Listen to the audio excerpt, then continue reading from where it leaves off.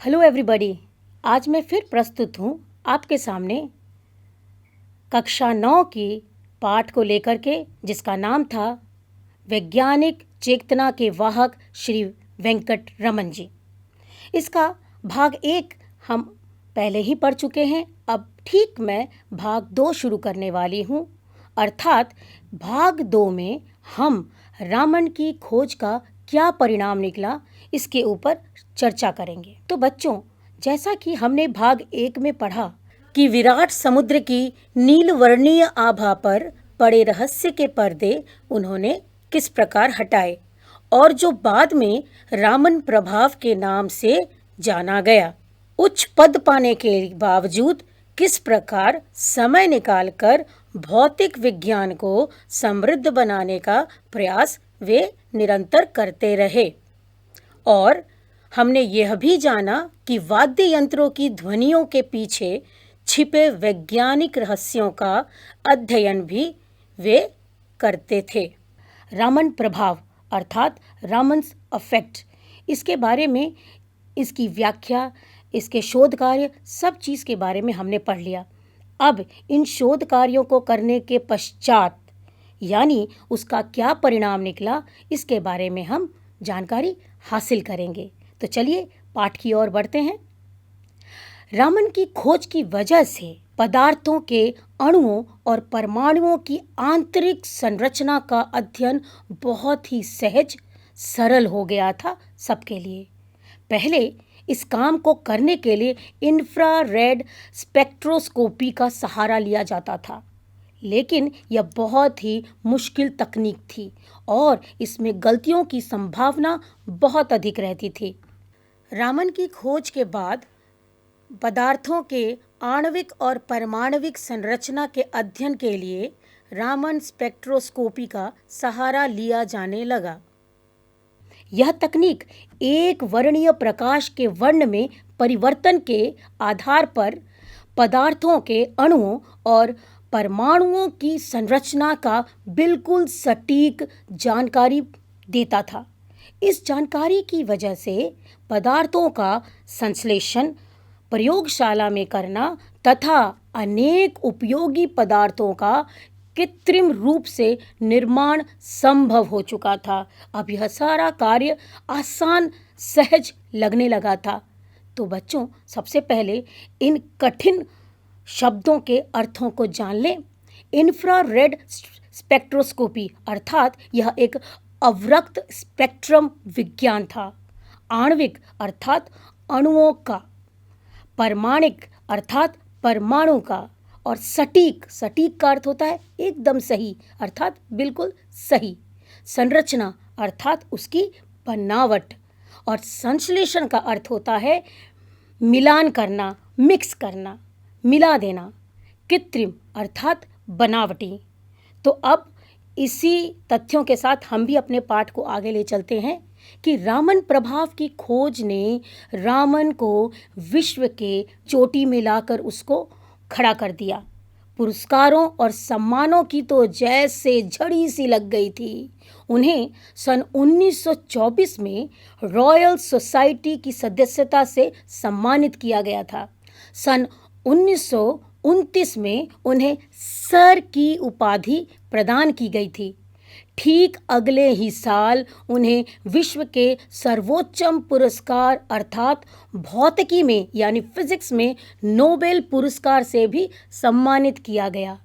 उन्हें और भी कई पुरस्कार मिले, जैसे रोम के मैथ्यूस्की पदक या रॉयल सोसाइटी का ह्यूज पदक, फिलाडेल्फिया का इंस्टीट्यूट का फ्रैंकलिन पदक और सोवियत रूस अंतर्राष्ट्रीय का लेनिन पुरस्कार इत्यादि कई पुरस्कार उन्होंने प्राप्त किए। सन 1954 में रामन को देश के सर्वोच्च भारत रत्न से सम्मानित किया गया और उन्हें भारतीय नागरिकता वाले किसी अन्य वैज्ञानिकों को अभी तक यह सम्मान प्राप्त नहीं हुआ था। उन्हें अधिकांश सम्मान उस दौर में मिले जब हमारा देश अंग्रेज़ों का गुलाम हुआ करता था। उन्हें मिलने वाले जितने भी सम्मान थे, उन सम्मानों में भारत को एक नया आत्मविश्वास, एक आत्मसम्मान लाकर खड़ा कर दिया, उसके अंदर भर दिया। विज्ञान के क्षेत्र में उन्होंने एक नई भारतीय चेतना को जागृत कर दिया। अब आगे बढ़ते हैं भारतीय संस्कृति और रामन, अर्थात किस प्रकार वे अपनी संस्कृति यानी अपनी मिट्टी से, अपने हिंदुस्तान की मिट्टी से जुड़े हुए थे। भारतीय संस्कृति में रामन को हमेशा उसके साथ एक अलग गहरा लगाव रहा है। उन्होंने अपनी भारतीय पहचान को हमेशा अक्षुण्ण रखा है। अंतर्राष्ट्रीय प्रसिद्धि के बाद भी उन्होंने अपने दक्षिण भारतीय पहनावे को कभी भी नहीं छोड़ा। चाहे वो भारत में रहे तब भी, या वो विदेश चले गए तब भी, वे सदैव अपनी संस्कृति से प्रेम करते रहे। वे कट्टर शाकाहारी थे और मदिरा से सख्त परहेज रखते थे। जब वे नोबेल पुरस्कार प्राप्त करके स्टॉकहोम गए तो वहां उन्होंने अल्कोहल पर रामन प्रभाव का प्रदर्शन किया। बाद में बच्चों, ये एक महत्वपूर्ण घटना है, बाद में आयोजित पार्टी में जब उन्होंने शराब पीने से इनकार कर दिया तो एक आयोजक ने परिहास यानी मजाक उड़ाते हुए उनसे कहा कि रामन ने जब अल्कोहल पर रामन प्रभाव का प्रदर्शन करके हमें आनंदित करने में कोई कसर ही नहीं छोड़ी, तो रामन पर अल्कोहल के प्रभाव का प्रदर्शन करने से उन्हें क्यों परहेज है। लोग उनका मजाक बनाते रहे, बट वे किसी की परवाह नहीं करते थे और अपने शोध कार्यों में पूरी दिलचस्पी के साथ लगे रहते थे। रामन का वैज्ञानिक व्यक्तित्व प्रयोगों और शोध पत्र लेखन तक ही सिर्फ सिमटा हुआ नहीं था, बल्कि उनके अंदर एक राष्ट्रीय चेतना थी और वे देश में वैज्ञानिक दृष्टिकोण और चिंतन के विकास के प्रति पूर्ण रूप से समर्पित थे। उन्हें अपनी शुरुआती दिन हमेशा ही याद रहे जब उनके पास ढंग के प्रयोगशाला या उपकरण नहीं मिलते थे और उसके लिए उन्हें कितना संघर्ष करना पड़ा था अपने शुरुआती दिनों में। इसीलिए उन्होंने इन सब चीज़ों को कभी भी अपने दिमाग से निकाला नहीं और अपनी ही उसी चीज़ों से सीख लेकर के वे आगे चलकर उन्होंने एक अत्यंत उन्नत प्रयोगशाला और शोध संसाधनों की स्थापना की, जो कि बेंगलोर में स्थित है और उन्हीं के नाम पर ही तो रामन रिसर्च इंस्टीट्यूट के नाम से यह विश्व प्रख्यात है। भौतिक शास्त्र में अनुसंधान को बढ़ावा देने के लिए उन्होंने इंडियन जर्नल ऑफ फिजिक्स नामक एक शोध पत्रिका भी शुरू की थी। अपने जीवन काल में उन्होंने सैकड़ों शोध छात्रों को एक मार्गदर्शन उनका कराया। जिस प्रकार एक दीपक से अन्य कई दीपक जल उठते हैं, उसी प्रकार उनके शोध छात्रों ने आगे चलकर काफ़ी अच्छा काम किया। उन्हीं में कई छात्र बाद में उच्च पदों पर भी प्रतिष्ठित हुए। विज्ञान के प्रचार और प्रसार के लिए वे करंट साइंस नामक एक पत्रिका का भी संपादन करते थे। रामन प्रभाव केवल प्रकाश की किरणों तक ही सिमटा हुआ नहीं था, बल्कि उन्होंने अपने व्यक्तित्व के प्रकाश की किरणों से पूरे देश को आलोकित और प्रभावित किया। बच्चों, उनकी मृत्यु 21 नवंबर 1970 में हुई। उस समय उनकी आयु 82 वर्ष की थी। रामन वैज्ञानिक चेतना और दृष्टि की साक्षात प्रतिमूर्ति थे। उन्होंने हमेशा ही यह संदेश दिया कि हम अपने आसपास घट रही विभिन्न प्रकार की घटनाओं की एक वैज्ञानिक रूप से छानबीन करते रहें या हमें करते रहना चाहिए। तभी तो उन्होंने संगीत के सुर, ताल और प्रकाश की किरणों की आभा के अंदर से भी वैज्ञानिक सिद्धांतों को खोज निकाला था। हमारे आसपास ऐसी न जाने कितनी ही चीज़ें बिखरी होती हैं जिनकी तरफ हम ध्यान भी नहीं देते और उन्हें मामूली समझकर छोड़ देते हैं। लेकिन एक वैज्ञानिक दृष्टिकोण यदि आपका है तो आप भी इसी तरह रमन जी की तरह उसमें से विज्ञान निकाल सकते हैं और विज्ञान के दृष्टिकोण रखने वाले उसका शोध कार्य भी कर सकते हैं।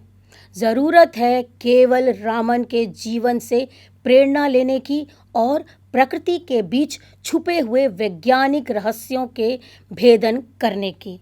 आइए अब बढ़ते हैं शब्दार्थों की ओर। अक्षुण्ण अर्थात जो टूट न सके, अखंडित। कट्टर अर्थात दृढ़। परिहास अर्थात हंसी मजाक। आह्लादित अर्थात बहुत ही आनंदित। आलौकिक अर्थात प्रकाशित।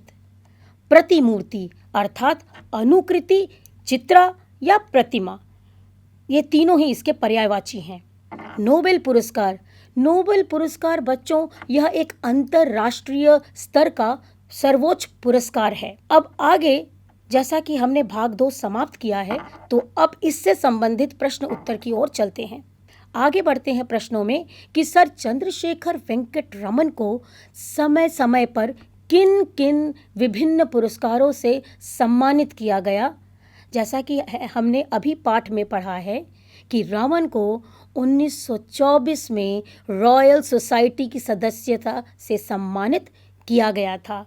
सिर्फ यही नहीं, 1929 में उन्हें सर की उपाधि भी दी गई थी और 1930 में तो उन्हें नोबेल पुरस्कार से सम्मानित किया गया था।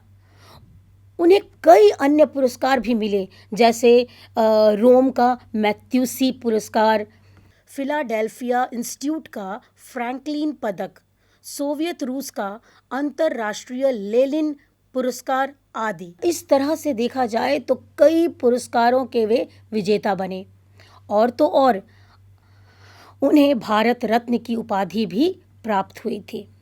रामन को मिलने वाले पुरस्कार ने भारतीय चेतना को किस प्रकार जागृत किया और ऐसा क्यों कहा गया है पाठ में कि उन्होंने भारतीय चेतना को जागृत किया गया है।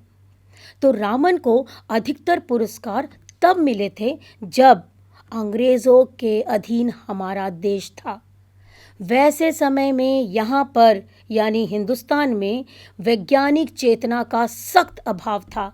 रामन को मिलने वाले पुरस्कारों से भारत में न सिर्फ वैज्ञानिक चेतना जागृत हुई, बल्कि भारत का स्वयं का आत्मविश्वास भी बढ़ा।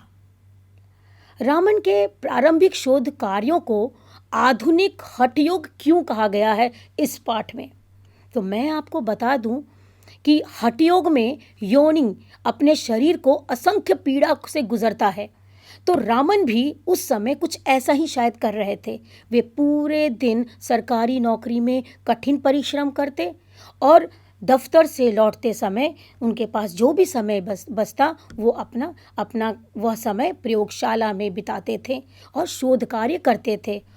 उस समय प्रयोगशाला में बहुत ही काम चलाऊ उपकरण प्रस्तुत थे, इसीलिए रामन के शायद प्रारंभिक शोध कार्यों को इसी कारणवश आधुनिक हठ योग कहा गया है। रामन प्रभाव की खोज से विज्ञान के क्षेत्र में आखिर कौन कौन से कार्य संभव हो सके।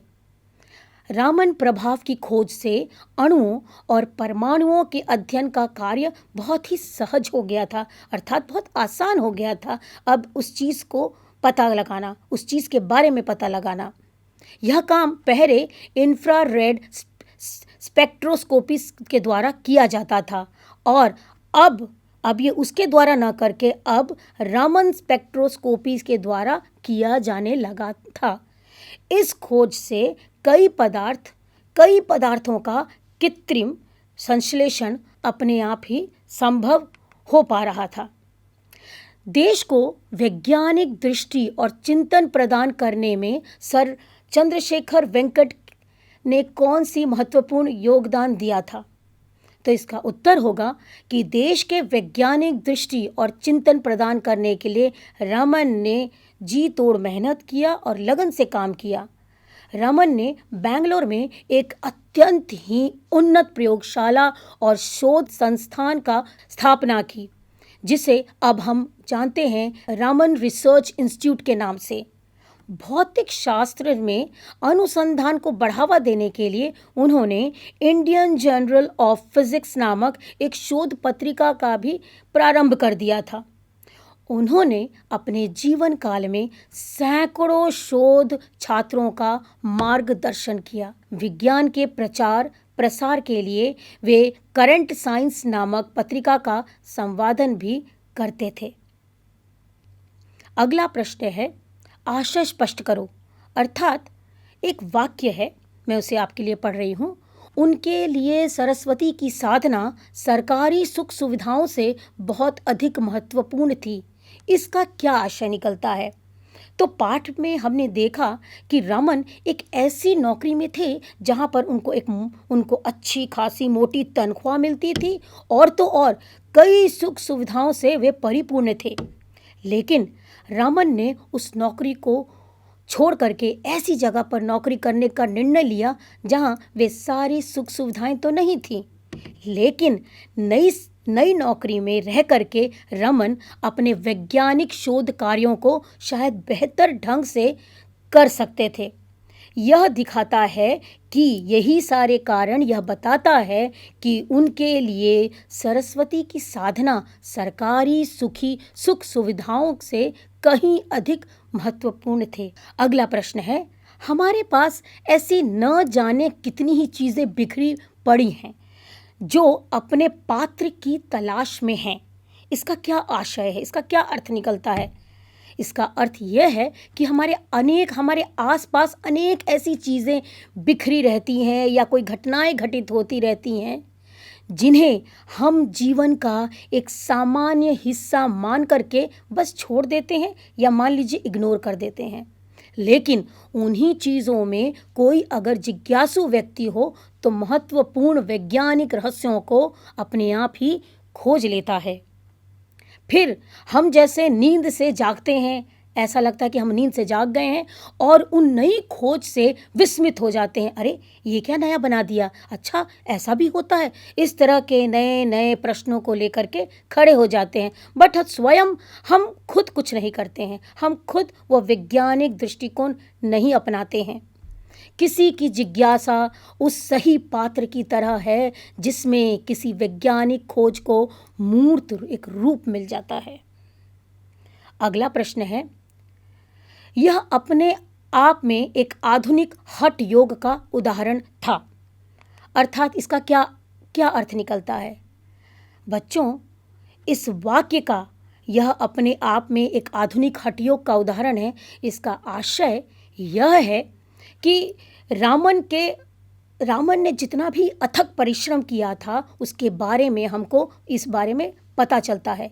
रामन उस समय एक सरकारी नौकरी में कार्यरत थे, जैसा कि आप सब जानते हैं, और अपने दफ्तर में वे पूरे दिन काम करने के बाद जब वे शाम को लौटते हुए घर आते थे तो घर आने से पूर्व ही वे प्रयोगशाला जाते थे और वहाँ पर माना कि प्रयोगशाला में शस्त्रों का या इंस्ट्रूमेंट की कमी थी, अभाव था, लेकिन फिर भी वो उन्हीं यंत्रों के द्वारा काम चलाऊ यंत्रों के द्वारा वे अपना शोध कार्य करते रहते थे। उन्होंने कभी भी हार नहीं मानी और इसी तरह हमें भी नहीं हार मानना चाहिए किसी भी चीज़ से, चाहे परिस्थिति किसी भी तरह की हो। पूरे दिन वो दफ्तर में काम करने के बाद प्रयोगशाला आते थे। कितना वो थक जाते होंगे, आप सोच सकते हैं, पूरा दिन दफ्तर को देना और शाम को प्रयोगशाला में प्रयोग करना, तो इस पूरे दिन की प्रक्रिया में कितना थकान होता होगा, वे कितनी मुसीबतों का सामना करते थे और यही शारीरिक और मानसिक तौर पर उनको थका देती थी। लेकिन इसीलिए शायद लेखक ने ऐसे काम को हठ योग की संज्ञा दी है। बच्चों, अब आगे बढ़ते हैं और ये देखते हैं कि कौन से प्रश्न, इतने सारे प्रश्न उत्तर के बाद कौन से ऐसे विचारोत्तक प्रश्न हैं, यानी थॉट प्रोवोकिंग क्वेश्चंस हैं जो आपके लिए हैं। क्योंकि हमने कई शब्दार्थ, कई प्रश्न उत्तर, कई आशय स्पष्ट करो, इन सब का अध्ययन कर लिया। अब कुछ प्रश्न आपके लिए है जो आप अपने मित्रों के साथ साझा करेंगे। पहला प्रश्न है कि रामन ने किस प्रकार विज्ञान के क्षेत्र में एक नई भारतीय चेतना को जागृत किया था। इसका उत्तर आप अपने मित्र के साथ डिस्कस कर सकते हैं, वार्तालाप कर सकते हैं। और उनकी वैज्ञानिक दृष्टि कैसी थी, उन्होंने ऐसा क्या किया था कि भारतीय चेतना अपने आप ही आत्मसम्मान के साथ खड़ी हो गई थी। अगला प्रश्न आप लोगों के लिए है, किस बात से हमें पता चलता है कि रामन को हमेशा भारतीय संस्कृति से गहरा लगाव रहा है। इन प्रश्नों के उत्तर ढूंढने से पूर्व आप लोगों को मैं बता दूं कि मैंने आप लोगों को उनकी संस्कृति प्रेमी होने की बात इस पाठ में कही है, अर्थात वे अपनी संस्कृति से बहुत प्रेम करते थे। कई ऐसे पॉइंट्स को मैंने उजागर किया है, कई ऐसे महत्वपूर्ण विषय हैं जिसका उत्तर यह प्रश्न हो सकता है। ठीक है, जिस प्रश्न का उत्तर यह सभी हो सकता है। अगला प्रश्न है कि रामन के जीवन से आखिरकार हमें क्या प्रेरणा मिलती है। तो प्रेरणा, आप अगर रामन की जगह होते, अगर यदि आपका वो वैज्ञानिक दृष्टिकोण होता, वो साइंटिफिक आउटलुक होता, तब आप क्या करते। और आपके सामने भी यदि वही परिस्थिति आती जो उनके सामने आई थी, तब उस समय आपका क्या डिसीजन होता, या उस समय आप उस चीज़ को कैसे हैंडल कर पाते। और इसी के साथ अब मैं इस पाठ को भाग 2 पाठ की समाप्ति यहीं होती है। उम्मीद करती हूँ कि आप सब इस पाठ से कुछ न कुछ अवश्य सीख पाएंगे, ये प्रेरणादायक आपके लिए होगा। और इसी के साथ मैं यह समाप्त करती हूँ। धन्यवाद।